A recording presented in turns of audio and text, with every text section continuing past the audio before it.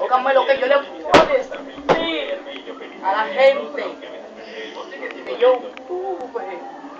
Cuídense, cuídense, cuídense, cuídense, que ustedes no viajan. Hombre, te quedamos de como la larga. Oye, que lo que digo, comando, que duro, digo, comando,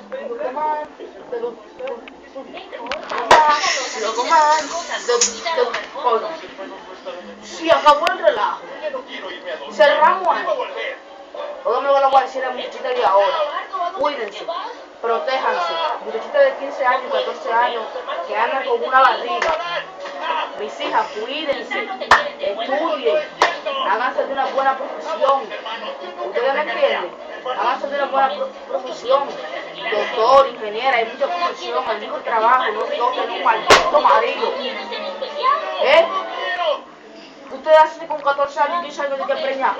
Y estos muchachitos de ahora con una vagabundería de que atracando, porque se como yo a trabajar, a hacer videos en YouTube. Yo viendo jugo. Estaba haciendo la sucusa. Como estoy yo aquí de happy, que es lo que, acostadito en mi casa tranquilito, que es lo que. ¿El qué? ¿Se te pollo? ¿El qué? ¿El qué? ¿Se te pollo? Uy, se te pollo. Se te pollo. ¡Fua!